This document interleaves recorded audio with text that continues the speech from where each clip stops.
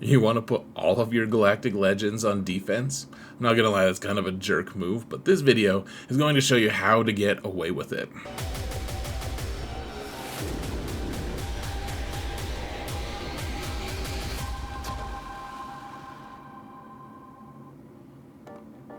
Hello everyone, and welcome to another episode of Zareth Prevails. We have new lighting, the lights are bright, I'm probably very squinty right now. This video took forever to put together because it's an off-meta counter video to talk about how to beat Galactic Legends without using your own, just like the title says. It's a lot of fun, it's for 3v3, and it's going to be a challenge, guys, to discuss this while all these lights are just totally blinding me, but it'll be fun as well, I'm sure. And all this lighting, folks, I don't know if this is the final settings, I really don't know, but one way or another I do have the hardware to be able to switch things up quite a bit, and I owe everything, every single ounce of it, to my patrons. You guys are amazing. I could not have bought this really awesome lighting setup without you guys.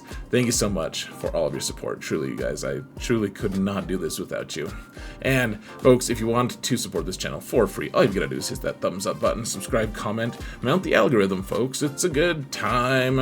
I don't know why I'm saying that or why I'm singing this right now. Okay, I'm done. So we're going to talk about off-meta counters, folks. What off-meta means is, as I define it, is Galactic Legends are the meta. But because they're by definition overpowered. There's characters that are crazy strong, very difficult to counter, and so if you use an off-meta counter, that means you're using characters that are not Galactic Legends to counter Galactic Legends. And so the idea is you could put all of your Galactic Legends on defense in theory and still be able to beat all of your opponent's Galactic Legends. It doesn't always work out perfectly that way, but that's kind of the goal here, guys. And this is something that I do quite a bit across my 3 different accounts. You guys can watch me on Twitch. There's a link in the video description. Come watch me on Twitch. It's free. If you have a Prime subscription on Amazon, you can sub and get ad-free content. That's where I do all my GACs though, guys, so sign up for those notifications and let's go. It's a lot of fun. We have 200 people watching daily. It's daily, every GAC. It's a good time, folks. So that being said, how do we beat these off-meta teams, and what is the drawback? And there are some pretty big drawbacks. None of them are that interesting to me per se, but I think they're fairly important. I know that a lot of it requires modding, it requires strategizing and understanding how the teams work. You're going to learn a lot of mechanics, which is good, but at the same time, it's not something that is going to necessarily, I don't know, like, you're not going to learn the Galactic Legend versus Galactic Legend counters as well because you're doing off-meta stuff. You're also going to be chasing some characters that are not meta necessarily, and that's going to draw you away from farming Galactic Legends as quickly as you normally would. And I know that Galactic Legends are kind of the currency in this game in a lot of ways, and so it's important to realize, folks, that there are some drawbacks. There's also, in 3s especially, because of the overpowered nature of Galactic Legends, you're going to fail these counters quite a bit.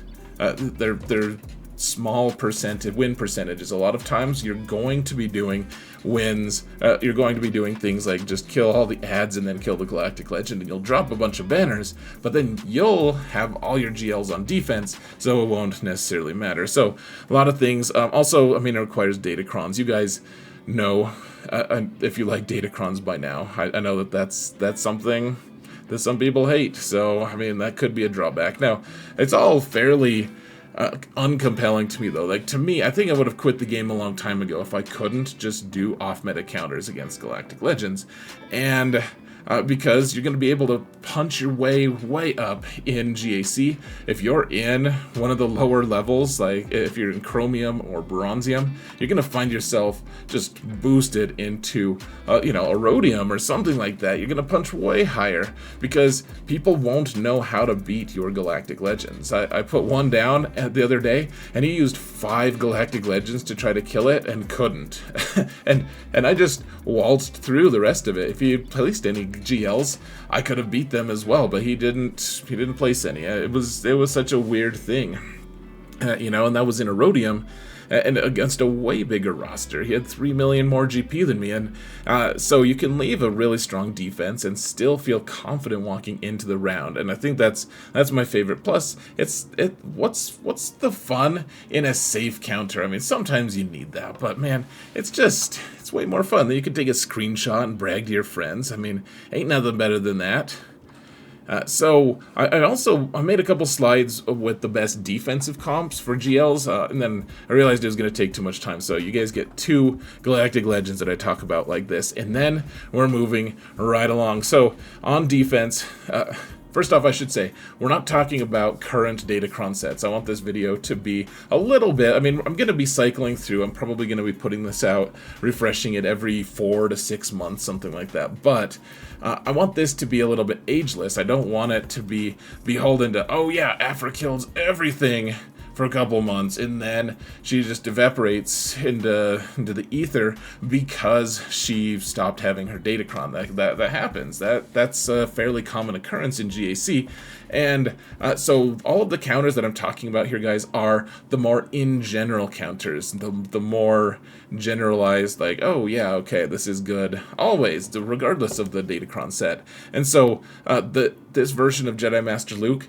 probably the best version of him on defense if you're facing off-meta counters. And Jedi Master Luke, probably not that great on defense anyways. He gets killed by all the Galactic Legends regardless. And then if you want to do an off meta, you'll see there's a lot of things. If you want to use Inquisition though, I mean, this is your match. You're like, oh my gosh, the easy pickings, really, really easy to take him out like this, guys, with Inquisition. Though I will say, if Inquisition only have a 70% win rate against Jedi Master Luke, teams with Jedi Revan and Hoda, I don't know why, but that's like their one low win rate, and then otherwise it's all just high 90%. Otherwise, if you don't have Inquisition, and that includes Reva, I know that it's tough to get Reva and Grand Inquisitor, etc., but if you don't have them, you can use Malgus. Malgus is actually a counter to a lot of these that I didn't leave in because it's not a high enough win rate yet, not with the data we have, to really show that he's dominant. I'll probably be practicing with him a little bit this coming season, but just keep in mind, folks, Malgus is probably a counter to a lot that I'm just ignoring, but I think his most compelling fight is against Jedi Master Luke, and you're still able to block a lot of his win rate with Jedi Master Luke with this current build. It's this one blocks all these builds a little bit. You make your opponent gamble. I'm not convinced that in 3s you should be putting him on defense, but I mean, you can, obviously. People do it. So against this team and against other ones, guys, Dash isn't a high percentage win, and you probably want YOLO, Young Han, because he ramps damage. You can also take Nest against certain builds because, like if Grandmaster Yoda's there and he's passing out buffs, Nest is boosting her crit damage like crazy. And for some reason, Dash is a good counter for a lot of Galactic Legends because his revive mechanic with Vander Chewie makes it so that people don't want to target Vander Chewie. He's a tank, and I think that the game's just like, hey, I don't want to waste hits on a tank when I can hit something else, and Vander doesn't taunt, and so they just kind of ignore him. Sometimes, every once in a while, though, someone's like, hey, Vander, screw you, and then Vander just dies and the team collapses because it's not a strong team other than they can't be killed by certain other teams. Like Jedi Master Luke doesn't have something that prevents revives, so you just hang out and just kick the heck out of them for 5 minutes until you time out or until you win. Starkiller, go look at the percentages, guys. Win percentages on GG, because frankly, this is the one that's questionable about. I mean, it goes way up and way down. Sometimes Starkiller's like a 90% win rate against Jedi Master Luke, and sometimes he's just like a 50%. It just really varies. It's one of the most varying counters, to be honest, with Starkiller there. Yeah, Inquisition, just destroy him, and then Malgus actually does do pretty well here as well. And then Malicos, guys. Malicos has become, like, probably my favorite counter to all of these different teams. One of my favorite. Ufus are just ascendant, guys. You can see there's Starkiller, Inquisition, and this Seer Malicos team. And they're all the ones that counter Galactic Legends. It's pretty fun. I guess you need the Force. We'll use the Force. That's not how the Force works. Okay, so a word on Wampa. I did this for my 5v5 version of this video, which I'm going to link, by the way, guys. In the video description, you can go check out my 5v5 version that I put out a couple months ago. But, though, Wampa, people tell me this on my streams all the time. People tell me, you know, in Discord, they'll message me. They'll be like, dude, why, I could say it in comments in my videos, why didn't you just use Wampa? It's an automatic win against Sith Eternal Emperor. And that's a common misconception, guys. Look at the overall win rate in 3v3, which is way easier for Wampa than 5v5 against Sith Eternal. The win rate, after thousands of battles, is still only 37%. Yes, some of them are significantly higher, and all the data that I'm taking is from Kyber, and so if you're going to try it in Erodium or lower, then maybe you'll have a higher chance if you know what you're doing. But just keep in mind, guys, it's not an automatic win. That's a common misconception. People think that Sith Eternal Emperor just gets destroyed by Wampa, and honestly, almost never does he get one shot. Some of the teams that he's placed down with are so horrible that, yeah, they deserve to get whomped in the face. But just keep in mind, guys, I don't consider Wampa to be anything other than a really, really good cleanup to Sith Eternal Emperor. And if you want to put Sith Eternal Emperor on defense in threes, guys, you do need to commit a little bit. You can't just throw like Dooku and Thrawn with him or some random crap. Like, you need something good. He needs someone to kind of block for him until he can just destroy people. He is amazing in threes. In fact, on defense, if you put the right characters with him, so putting Savage, putting Malak, I mean, if you want to put Malgus there, you can put Traya. That'll block at least that'll block Wampa. There's a few different builds that'll block Wampa, block some of the easy counters, but at the end of the day, Galactic Legends just still all pretty universally destroy Backpack Emperor here, guys. I think however, if you do it right, then you force your opponent to either use a Galactic Legend to beat you, or you force them to use, I mean, so they could use Afra. Afra is actually a pretty good counter, just because you have so much DPS, you can usually get through at least the ads. Otherwise, guys, none of the other off-meta counters really work that well against him. Like, kill the ads, kill the side characters, and then use Wampa to multi-shot. So here's a few different teams you guys can use.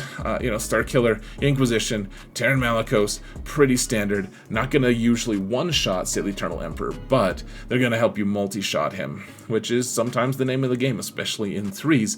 Now, Supreme Leader Kylo is an interesting one. There's a few different, like, Ufu builds. Like, you could put Terran Malicos with him on defense and stuff. I'm not messing around with that right now. I'm putting his standard team, which is just Crew and Hux. And so the best teams, I think my favorite is probably Jedi Revan with Luke and armor. And what happens is Kylo, for some reason, deeply loathes Revan to the point where he only attacks Revan when he can. And so Revan, you put him on defense, or you put him on lead so that he gives himself savior. So when Kylo pokes him, he comes back to life. Armor immediately has a third Beskar point to give to someone, and you give it to Revan so that Kylo just beats up Revan the whole time, and Jedi Luke can do his thing, because otherwise, if you give it to Luke, then Revan will die pretty quick, because that third stack of Beskar will stop crits from happening from Kylo. But what happens is, like, so he'll kill Revan, and then he'll start hitting Luke, and because Luke's one of his mastery skills is accuracy, eventually it'll get to the point where Luke just can't hit Kylo. And so Luke won't die, but he'll time out against Kylo. Kylo doesn't do well when he can't crit, and so he'll just let him destroy Revan, just keep trying to kill him, and Luke will do the dirty work. And armor, if she lives long enough, she can start doing like armor shreds and stuff. It's fun. You can also use Starkiller, a couple different versions. Starkiller, I saw that Darth Vader actually, there were like 6 instances where Darth Vader lead instead of Emperor Palpatine lead worked, and it has a really high win rate. It's like an 80% win rate-ish, but there's a very small sample size. It seems like it's plausible. I just decided not to add it in the graphic at least. And then, you can use, there's actually a version with Maul and armor that works pretty well if you have to mod Jango for like full health. It's really it's an interesting thing. I think I have a video about how to use Maul against the meta. You guys can go check that out. But otherwise, Inquisition are nice because they can't be stunned under Reva lead. Just keep in mind that Reva can be one-shot by Kylo. She won't revive if she's killed during one of his turns. Now against Rey, she's a tricky one to counter though. There's a few things, and now right now there's a really good Ufu Kron that makes her teams really tough. But like Starkiller has been struggling lately because of the really strong Datacrons that Rey's had. I mean, you just can't ignore it for too long, guys. Starkiller is just not what he used to be. And after 20,000 battles, he's at a solid 54% win rate in the Kyber. In Kyber. So at lower than Kyber, you're gonna have a way higher win rate. But this is the best build for Rey by far in 3v3 with Jedi Training Rey and Ben. The new sheriff in town is the Malicos team with Seer lead, and it's still only a 60% win rate, but I think it's going to end up being higher as people learn how to use the team and how to mod them, etc. And then you can also, if you really want to turbo boost your chances, if it costs you Maul, but you can use Maul instead of Cal there and boost your win rate to 85%. It's nuts. Because it's cool if you can manage to kill Ben, folks, and I know you have to jump through some hoops, but once you do manage to, he doesn't revive. Malicos is like, no, you don't get to revive. That's not on the table today. Not today, sir. So Lord Vader, he doesn't have many good counters, to be honest. Look at how many times people have 73 attempts on the Vader Maul Thrawn team with Inquisitors, and the win rate is so bad, folks. It is horrible. There's not much. A lot of people really want to use bounty hunters against this version of Lord Vader, and you just can't. Bounty hunters work against pretty much every other build other than the two that I'm showing here. I mean, yes, the Reva one's expensive, but people are using it and to really good effect. Otherwise, Starkiller can actually kill Lord Vader sometimes. You can clean them up at the very least. The Malicos team, surprise, does some good work on it. Pretty standard stuff. Bounty hunters do a really great job of cleaning up Lord Vader. The thing is, they're just kind of, if Maul is on the team, they're kind of just paralyzed. They can't take anyone else. If Maul isn't there, you can just take Mando and disintegrate whoever is hanging out as tank there, and then Fennec will take it from there. So yeah, Maul, if Maul's not there, go crazy with bounty hunters, guys. It works really well. Okay, so Kenobi, keep in mind, folks, this coming 3v3 Kenobi, everyone's going to be taking the Kenobi, or the Scoundrel Kron that lets Cat deny revives, and every single fight that you're using, all the counters that I like to use for off-meta against Jedi Master Kenobi are kind of null and void with that Kron, because Cat will auto-kill someone, and then they won't revive. But you can see, first off, though, because he denies turn meter manipulation, Sith Eternal Emperor, Starkiller has a 0% win rate. There's been a lot of people who have tried it, and no one has succeeded against it, which is funny because you need turn meter, and he just doesn't allow that. Inquisition work really nicely if they don't have the Cat Datacron that's going to auto-kill Reva in one hit. There's also the dash one. If sometimes Cat just gets crazy and auto-kills Vander, and then you're screwed. But otherwise, if you have Cat on the team, then Cat will eventually be able to kill their Cat, and you can win. Same with this Jedi Revan team. You with Cal, there wasn't a huge sample size, but I think this team actually does have some legs. I think it probably works a little bit as long as Jolie can revive someone, assuming you don't just get, auto-killed by Cat. Jabba, so there's one My Sister team that will work kind of eventually. I want to do some more research, but I think it can be kind of consistent. Starkiller, I was surprised to see it as a 50% win rate, and it does pretty good against Jabba. You just have to make sure you can start assisting. Boosh kind of denies you that. And the win rate does go down by, it's like 40% in Kyber 1, for what it's worth.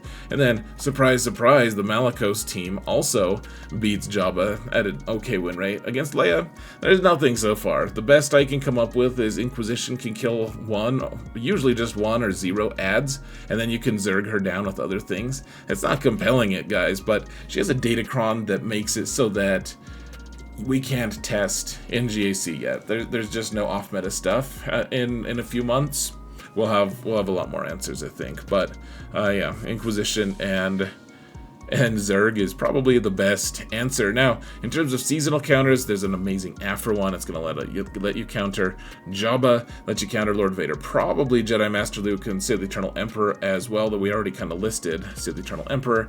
So if you want to get on board with some of these crons, pretty good. Also keep in mind, Jabba has a really good one this season with, it's actually a Boosh cron, but it's going to also block quite a few things as well. And I think that's it, folks. So almost kept to 20 minutes. I hope this was helpful. Let me know if yeah, this was helpful. I would love feedback if you like the lighting, etc. Guys, thank you all so much for watching, and remember that in all things, Zereth prevails.